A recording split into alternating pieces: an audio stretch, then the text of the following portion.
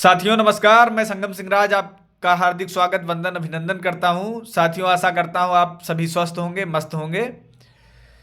साथियों हम आज उस दौर से गुजर रहे हैं जिस दौर में हमको बाहरी लोगों से, बाहरी समाज से नहीं लड़ने की जरूरत है। सबसे पहले अपने लोगों से लड़ने की जरूरत है। अपने लोगों से लड़ना पड़ रहा है, अपने लोगों को जागरूक करना पड़ रहा है। साथियों जितना हम प्रयास करते हैं समाज को जगाने का, समझाने का, उतना ज्यादा हमारे समाज में छिपे हुए कुछ कायर लोग उनको गुमराह करने का प्रयास कर रहे हैं। साथियों मैं उनसे एक बात यह कहना चाहता हूं, अगर समाज को तुम जगा नहीं सकते तो समाज को गुमराह करना बंद करो, समाज को गलत सलाह देना बंद करो। मैं समाज के उन भाइयों से कहना चाहता हूं कि साथियों ऐसे लोगों से बच के रहो और ऐसे लोगों से समाज को बचाओ जो समाज को गुमराह कर रहे हैं, समाज को कायर बना रहे हैं।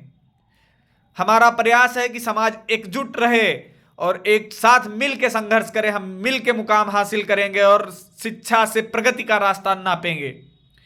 साथियों हम बहुसंख्यक समाज के लोग हैं, मिल के अगर संघर्ष करेंगे तो हम बहुत जल्दी सक्सेस होंगे और बहुत जल्दी आगे बढ़ेंगे और हमारा समाज प्रगति के मार्ग पर चलेगा। पासी भाइयों, तुम राजाओं के वंशज हो, तुम अपनी कुर्बानियों और अपने बलिदान को याद रखो और अपने एकता को फिर से दोहराओ और समाज में मजबूती के साथ खड़े हो। अपनी एकता को दिखलाना है कि समाज में हम बहुसंख्यक लोग हैं। अगर एक हो गए तो दिल्ली से, लखनऊ से दिल्ली तक का रास्ता नापने में हम सबको देर नहीं लगेगी।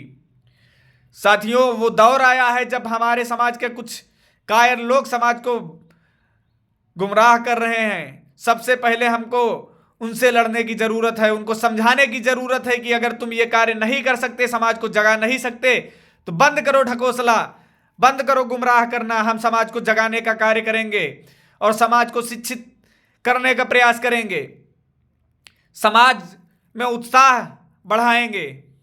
बंद करो तुम दिखावे का, उत्साह भरने का।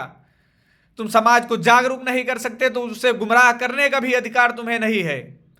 साथियों हमारे योगेश भैया और हमारे सूरज भाई बहुत अच्छा प्रयास कर रहे हैं। मिलके सूरज भाई और योगेश भाई का सपोर्ट करो और समाज में नई चेतना भरो और समाज में संगठित बनो, शिक्षित बनो और मिलकर संघर्ष करो। तब जाके हमको सफलता मिलेगी और हिस्सेदारी मिलेगी। अगर हम किसी के पिछलग्गू बन के रहेंगे तो समाज कभी हिस्सेदारी नहीं देगा, सिर्फ तुमको चमचा बना के रखेगा और जब तुम्हारा इस्तेमाल करना होगा तब तुमको यूज करेगा और तब तुम्हारा दोहन करेगा, शोषण करेगा।